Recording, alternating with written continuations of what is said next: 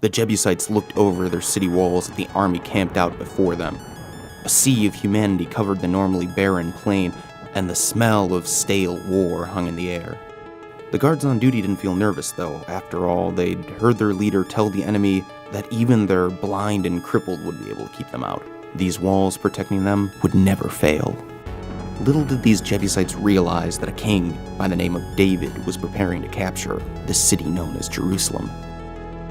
What comes to mind when Jerusalem is mentioned? Seriously, feel free to let me know in the comments below, because I can only speak for myself, but I think about the birthplace of Judaism and Christianity, a holy city.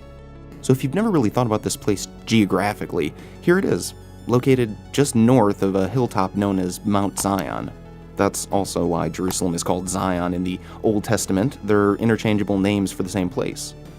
There's so much to learn about this prehistoric city, but we'll just say for now that this place becomes the capital for the Israelites around the year 1002 BC and would combine itself with the Hebrew scripture while the Old Testament was coming together.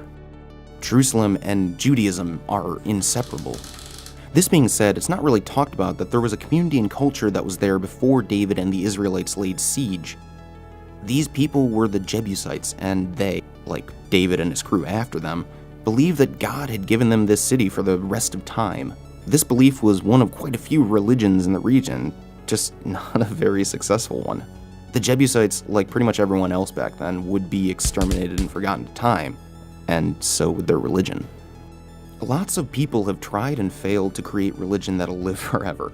There are only a handful of successes, though, and one of those was the winner of this conflict with the Jebusites at Jerusalem in 1002. So how do you create a religion, and why might it matter for us today? Breaking down Judaism's formation might be a good starting point, and will give us a big clue into uncovering the answer to that very important why question. Okay, so it may sound a little boring, but it's very, very important to get a sense of what society looked like back then. Understanding something about Near Eastern culture 3,000 years ago can clear up a lot down the road when we read stories or laws in the Bible that are confusing, mean, or seemingly total nonsense. It's the same as if I were to tell you it's important to keep a bag of kitty litter in your car. If you're not from a place like Sweet Home Chicago, where the winters can be pretty rough, I might sound like a lunatic to some of you. But for those of us who've had to deal with getting stuck in snow ditches on a semi-regular basis, you'll instantly know that I'm talking about a tool used to get traction under car wheels that are stuck in snow or ice. The same idea goes for the Bible. Without context, we'll almost definitely think that the Bible is telling us it's kitty litter fetish when it's actually giving us a tool to get us unstuck. So what was so different? First of all, we need to think about identity. When traveling overseas and I'm asked the question, so what are you? I think I'm American. And for me, it represents part of my character, that I believe in democracy or freedom or whatever. Generally, that's the case when we identify ourselves to others outside our borders. American, French, Mexican, we identify ourselves by those names. Those names represent a specific area or region, and its natives embody an ideal or an image just by being born there. This was nowhere near the case back in the 11th century BC. People moved around a lot more, didn't really have a way to communicate with others outside a small area, and so they didn't really think about their current location being part of their identity. It was all about surviving together in the wilderness of the region. Israel, the future Jewish society, was especially unique in this regard. Like we've talked about already, this group used stories and oral histories to remind themselves that they were chosen by God to survive. Not an easy task back then.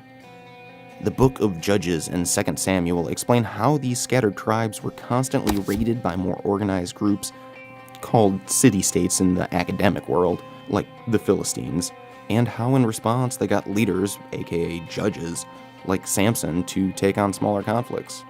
They weren't really organized around the 1000s until a guy named Saul came along. That would be the start to the official creation of the religion we know today as Judaism. Saul was a complicated guy who's often referred to as the first king of Israel. That's a little inaccurate if we're thinking about kings like medieval kings. It'd be a little more accurate to describe him as a tribal warlord. He didn't really accomplish anything that would qualify as kingly before he was killed, never bothered to get a professional army like kings do, and didn't get the most important thing for a kingdom, a capital city.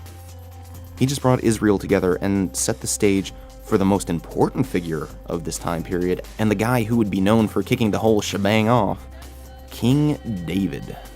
Now, that's a king. Well, you know what I mean. Or maybe not. We'll save the full lesson on David for another time, but for now we'll take a look at some very specific frames of his time in the Bible, how he created a kingdom of Israel, and of course, what that meant. So maybe it's taken for granted, but it's worth saying that David didn't start building his kingdom from scratch. When figuring out what he needed to do, he pretty much just plagiarized the structures of the Torah from some nearby empires like Egypt or Mesopotamia. There's a well-known text called the Epic of Gilgamesh, likely the oldest written text known to humankind, written about 5,000 years ago. In it, there's the account of the great sage Unapishtim, who is warned of an imminent flood to be released by wrathful gods. He builds a vast circular-shaped boat reinforced with tar and pitch that carries his relatives, grains, and animals. After enduring days of storms, Unapishtim releases a bird in search of dry land. If that sounds familiar to our Genesis story, there's a pretty standard reason it was borrowed, plain and simple. Why would he do this? Wouldn't he think somebody would find out? The answer is a little anticlimactic. He didn't really care. Like the leaders before the Kingdom of Israel, survival was first and foremost. What better way to survive than borrow from some other very successful examples at the time? You actually kind of have to admire both the wisdom and intuition of a leader like David. Take what works and try to make it better for your own people. He decided that monarchy would be their form of government. A monarchy, like we read about in the Bible, defines itself by putting all power in the hands of one ruler, above question or reproach. This is unlike anything we see today, where governments like democracy or communism normally require a complicated structure and ultimately represent some kind of consent from at least a portion of the community. Ancient monarchies were dependent on having a good leader to survive, which is why every monarchy from history has either disappeared or become strictly symbolic. For David, he liked what the Egyptians had to offer, and his monarchy, like Egypt's, put sole authority in the king as the representative of God's will. David and the kings that followed would get a lot more leeway to do anything that they wanted than even our most authoritarian leader today, because the community more or less agreed to it. They also wanted to survive, and if it meant giving up certain freedoms and liberties, they'd do it. What lengths are you willing to go to survive? This can be intense and super loaded, so let me throw out an important part to this that I've left out. As Israelite history shows us, even the leaders of the community agreed that when the king's will and the people's survival were in conflict, survival would always win, even if it meant the death of the king. We'll see time and time again that when a king hurts his people or isn't really doing the right thing, God punishes him.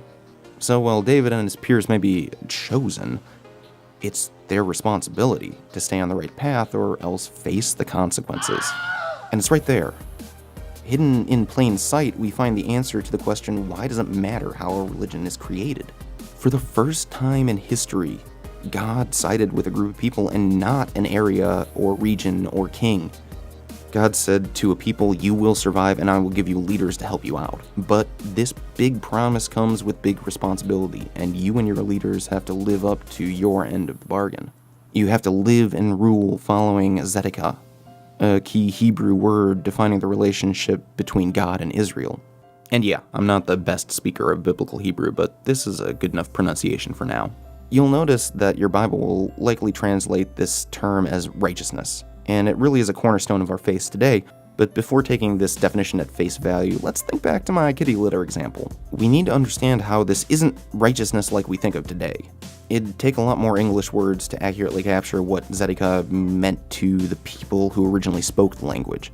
But a more precise way to view Zedekiah in the 21st century would be social responsibility. Zedekiah refers to fulfilling one's social obligation to others, especially defending the most vulnerable. Orphans, widows, foreign immigrants, and others. Now you may hear that and instantly draw political connections, but I would caution against that. Remember, we live in a very different society than 3,000 years ago, so nothing is as straightforward as it seems. There will always be nuances, but this is the most accurate way to sum up the historical situation in a way that we can understand in 2017. These people who have experienced what it's like to have little power now have complete control of their own future and realize the importance of lifting up the least within a community in order to better ensure their survival, because that's what God did for them. And there it is. Israel, Judaism, religion was created and survived because its people looked out for each other in the same way that they thought God was looking out for them. How do you create a religion that'll last? It doesn't really matter what you put in your religion, like we saw with David's use of Egypt's material. What does matter is why you put it in. It seems more than a coincidence that religions do their best when they lift up the least around them, reflecting the relationship that they want to have with God themselves. Social responsibility binds us together and is one of the most uplifting things about religion that there is out there.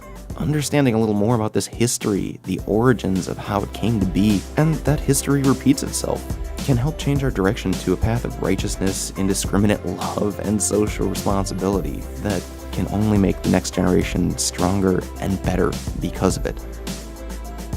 After all, that's God's will, right?